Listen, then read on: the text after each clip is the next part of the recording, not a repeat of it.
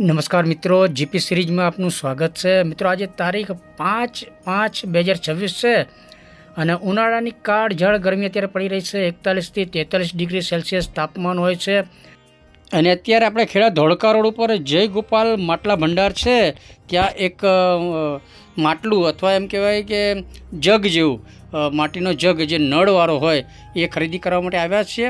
અહીં તમે જો માટલાનો મોટો ભંડાર છે, વિવિધ પ્રકારના માટલા, બેડા અને કુંજા અને નળવાળા માટલા પણ અહીંયા દેખાઈ રહ્યા છે।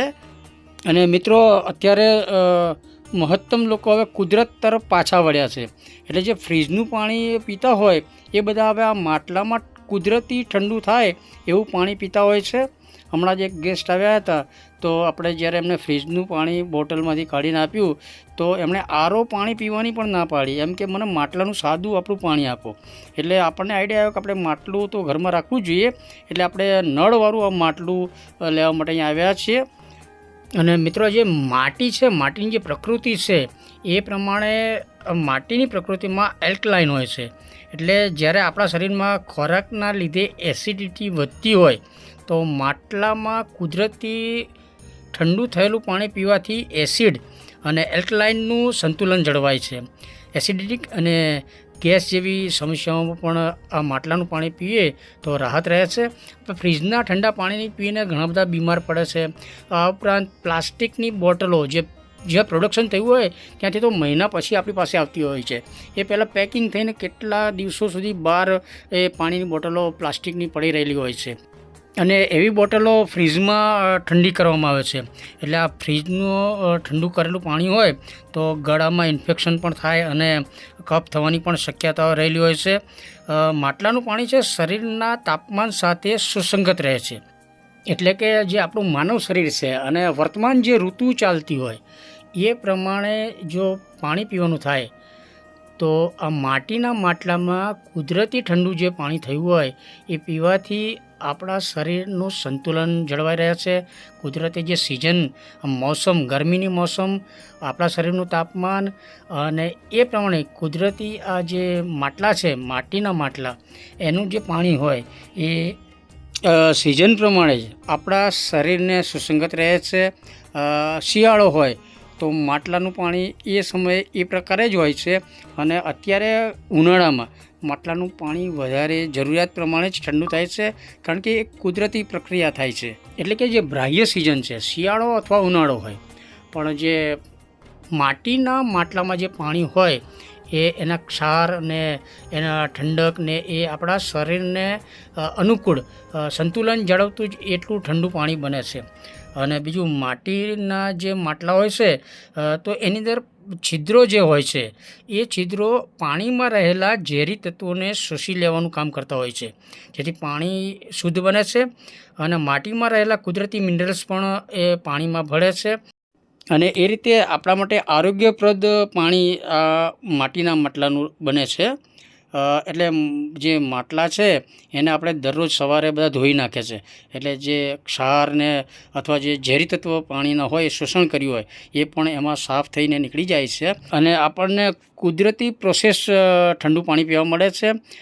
આરોનું પાણી જે છે એનાથી તો ઘણા આપણી રોગ પ્રતિકારક શક્તિ ઓછી થતી હોય એવું પણ લોકો કહે છે। જો અહીંયા માટલા ભંડાર સાથે પશુ પક્ષી માટે પણ આ માટીના પેલા કુંડા અને પાણી પીવા માટેનું જળપાત્ર એ પણ એ વેચાય છે। આપણે જે જગ જેવું આ માટલું મોટું ખરીદી કર્યું છે અને આ ભાઈ મિત છે અને એ આપણને અત્યારે નળ ફિટ કરી આપે છે અને નળ જો તમે ફિટ કર્યો છે અને એની આજુબાજુ આ પાણી લીકેજ ના થાય એટલે એ રીતે નળ આપણને ફિટ કરી આપે છે અને પછી ટેસ્ટ કરીને પણ આપે છે।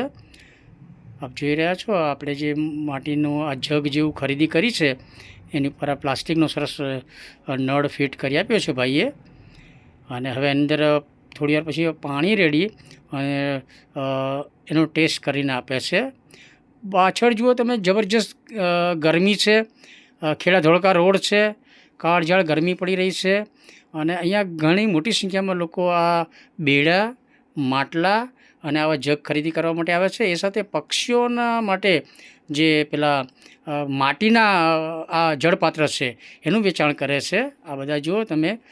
અને પ્લાસ્ટિકના જળપાત્ર એમણે રાખ્યા છે ખાલી બતાવવા માટે રાખ્યા છે કે એમાં પાણી ગરમ થઈ જાય, ક્ષાર થાય, લીલ વળે, એટલે પ્લાસ્ટિકના ઉપયોગ ન કરવા માટે લોકોને પ્લાસ્ટિકના પેલા જળપાત્ર તાદૃશ્ય બતાવી શકાય. માટીનું જે જળપાત્ર છે એમાં પાણી ઠંડુ હોય અને સ્વચ્છ શુદ્ધ પાણી હોય, અને પ્લાસ્ટિકનું જે પાત્ર છે એમાં ગંદકી જેવું થઈ જાય છે. એ બધા લોકોને અહીંયા રૂબરૂમાં જ બતાવે છે. આ જળપાત્ર છે એને ધોવું જ પડે. જેમ આપણે માટલું દરરોજ ધોઈએ એ રીતે પક્ષીઓ માટેનું જળપાત્ર પણ ધોવું જોઈએ એવું ભાઈ મિતનું કહેવું છે. અને ભાવતાલ બાબતે હવે મિત પાસેથી માહિતી મેળવીએ. આ માટલાનો કેટલા છે? 260 વાળું છે. અને પાણી પીવા માટે પ્લાસ્ટિકના એનું શું હોય? પ્લાસ્ટિક તો અમે વેચવા માટે નથી, ખાલી આ શો માટે, કોઈ ના સમજે એના માટે જ છે પ્લાસ્ટિકનું. જે છે આપણે માટીનો જ વપરાય. એનું શું છે ભાવ? 50 રૂપિયા. બરાબર. અને આ ચકલીવાળું માટલાના શું છે? આ જગ છે ને? જો આ જગ લેવો 260, 330, 380. હા. સાગર લેવો 170, 230, 250. અમે કોઈ પણ માટલું લેશું વેગલી લઈ જ લઈશું. અમે તમે કહો કે ના અમે વેગલી લઈ લઈશું. એટલે મિત્રો આ ખેડા ધોળકા રોડ છે.